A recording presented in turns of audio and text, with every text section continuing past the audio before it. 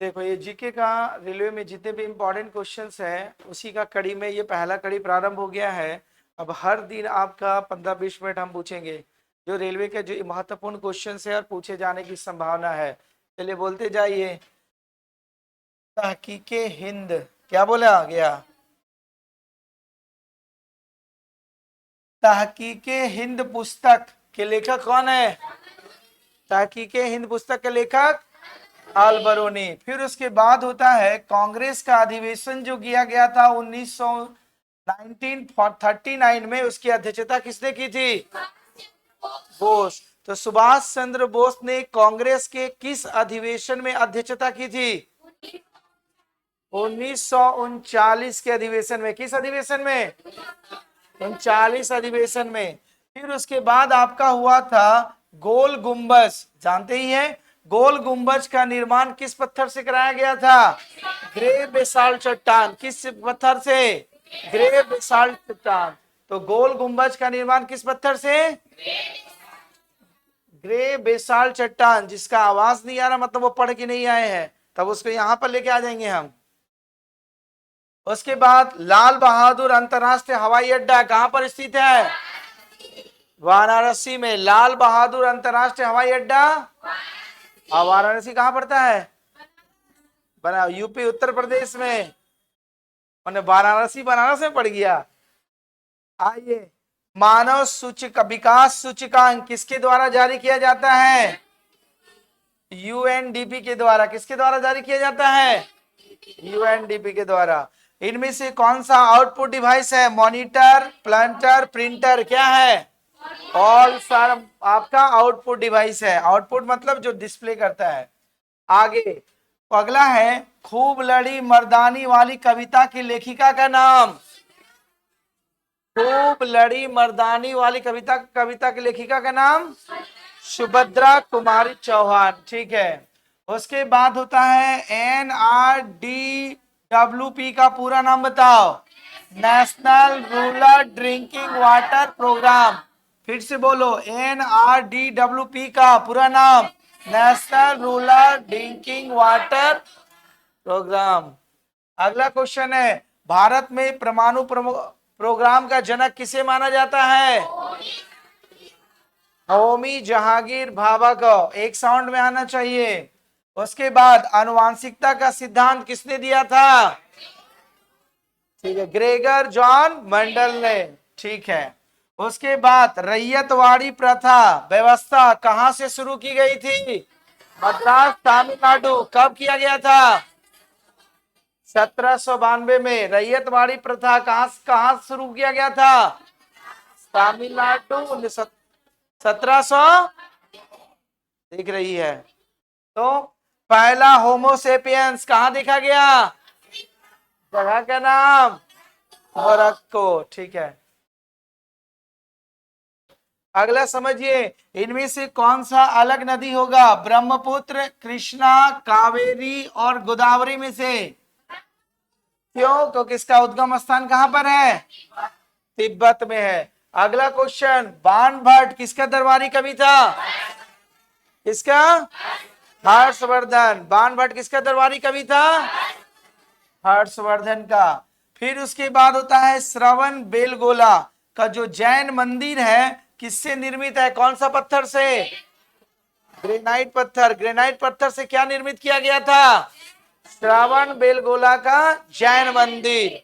फिर उसके बाद देखो ये क्वेश्चन बार बार रिपीट हो रहा है। इंद्रधनुष 2.0 किससे संबंधित है? बच्चों और गर्भवती महिलाओं के टीकाकरण। ठीक है। उसके बाद अंतरराष्ट्रीय जल दिवस की घोषणा कब से की गई? देखो अभी जल का पानी का कमी है इसलिए अंतरराष्ट्रीय जल दिवस को याद रखिएगा। कब से स्टार्ट हुआ? 2003 से। ठीक है। इसके बाद होता है हमारा जो होता है सूर्य की ऊर्जा का मुख्य स्रोत क्या है? सूर्य की ऊर्जा का मुख्य स्रोत यहाँ आना है, पूरा लाइव टेलीकास्ट कर देंगे। फिर आप सबको ईमानदार जो बेईमान लगेगा तो कैमरा घुमा देंगे हम उधर।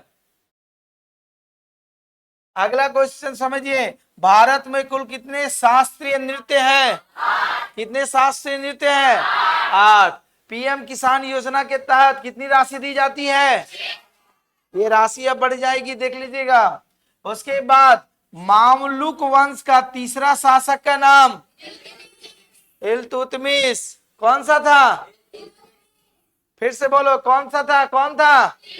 इल्तुतमिश। अब ये 61वां संविधान संशोधन किससे संबंधित है? बहुत इंपॉर्टेंट है। पहले जो चुनाव होता था उसमें जो योग्यता मानी गई थी 21 साल, उससे घटा करके कितना कर दिया गया? 18। किस संविधान संशोधन के द्वारा? 61वां संविधान संशोधन के द्वारा मतदान की आयु जो होता है 21 वर्ष से घटाकर 18 वर्ष। तो ये भी आपके लिए इंपॉर्टेंट बन जाता है क्योंकि इस साल चुनाव हुआ और होने भी जा रहा है, याद रखिएगा। अगला है सिकंदर और पोरस के बीच लड़ाई किस नदी के किनारे? सेलम नदी के किनारे किसके किसके बीच लड़ाई हुआ था? सिकंदर और पोरस के बीच में।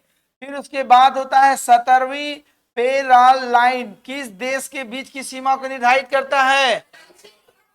उत्तरी और दक्षिणी वियतनाम। दक्षिणी या उत्तरी और दक्षिणी वियतनाम का जो बॉर्डर है उसको किस नाम से जाना जाता है? 17वीं पैरेलल लाइन। ठीक है। उसके बाद कौन सा जो है आपका राज्य नेपाल की सीमा के साथ साझा नहीं होगा? आसाम।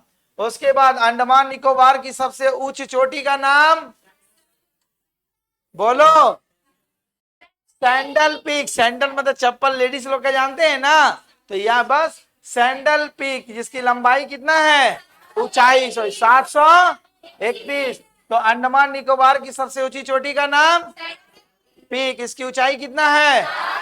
731 मीटर। उसके बाद देखो, यही स्टूडेंट को फॉलो कीजिए। आराम हराम है का नारा, जो करो और मरो का नारा महात्मा गांधी। तो आराम तो उल्टा होता है, आराम हराम नहीं, आराम मजा आनंद है ना। स्टूडेंट का ये होगा, यहाँ स्लोगन बन जाएगा स्टूडेंट विद्यार्थी का है।